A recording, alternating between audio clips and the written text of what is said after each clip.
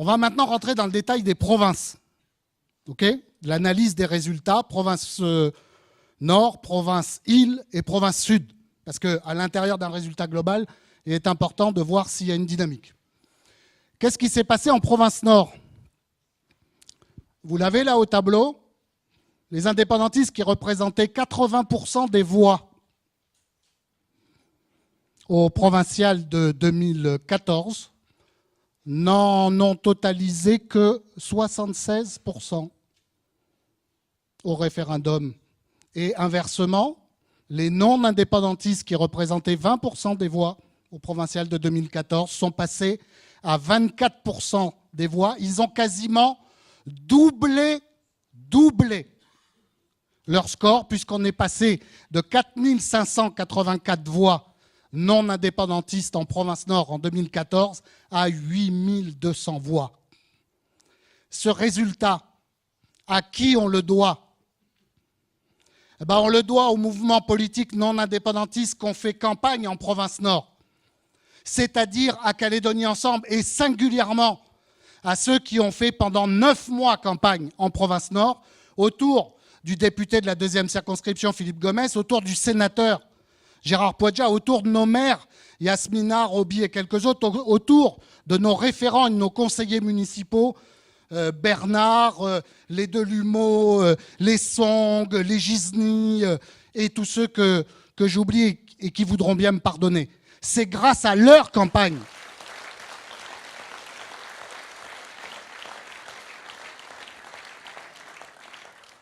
On n'a pas multiplié par deux. On n'a pas multiplié par 2 le total des voix non indépendantistes en province nord par l'opération du Saint-Esprit. C'est parce qu'il y a eu une campagne, celle de Calédonie Ensemble, et des gens que je viens de citer. Au passage, ce que je viens de dire là, le doublement des voix non indépendantistes en province nord, la perte de représentativité des indépendantistes, ils étaient à 80, ils descendent à 76, on était à 20, on monte à 24. Elle contredit formellement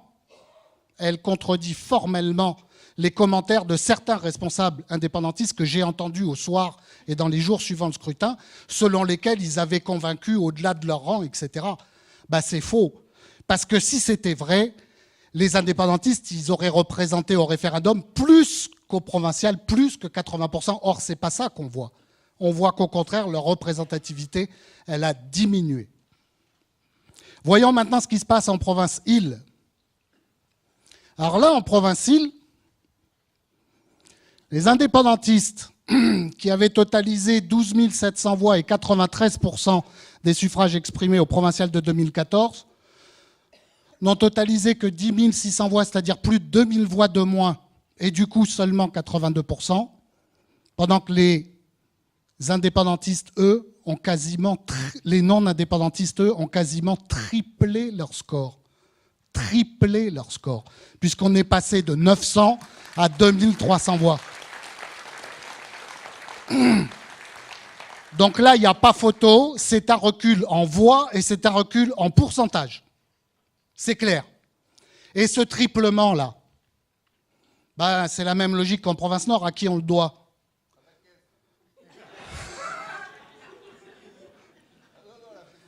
Non, on le doit à ceux qui, autour de Philippe Dunoyer, député de la 1re circonscription, je veux parler de Léonard Sam, je veux parler de Dominique Mollet, je veux parler d'Annie Kouaizé, je veux parler d'Hélène Yekaoué, je veux parler de Jean-Éric Naroué, je veux parler de Joseph, enfin bref, à notre section et notre comité des îles, qui, aux côtés de Philippe, ont sillonné les îles Loyauté pendant 9 mois.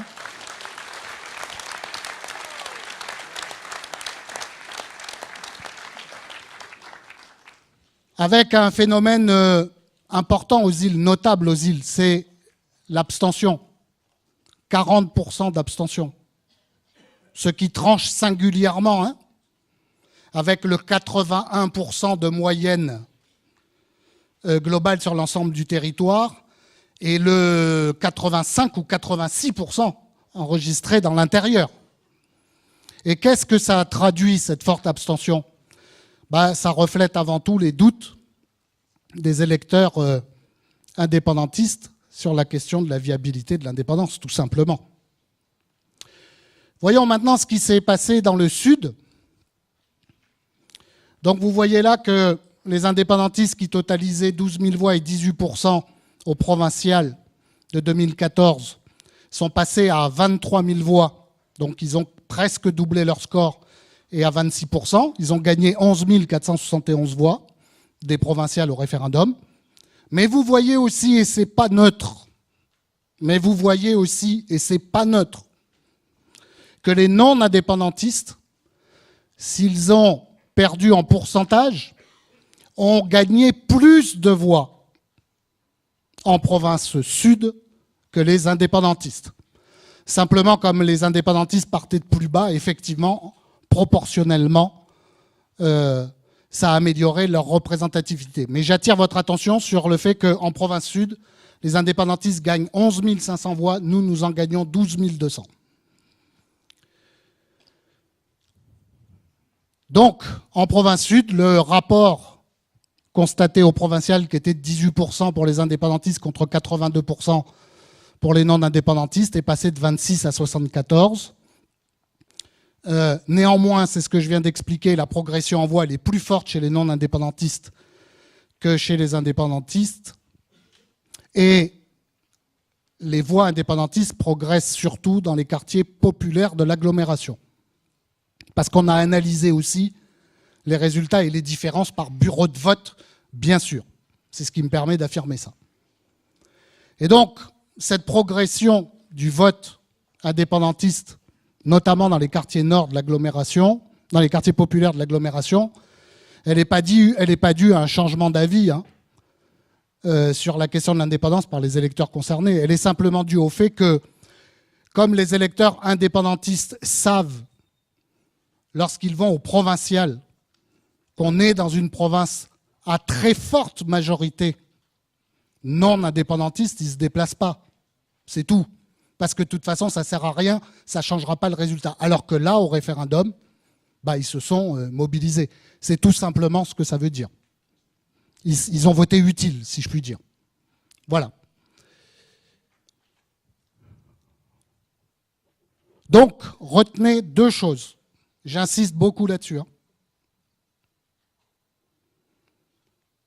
58-42, pardon, ou 57-43, c'est pareil depuis 20 ans, 30 ans, 40 ans.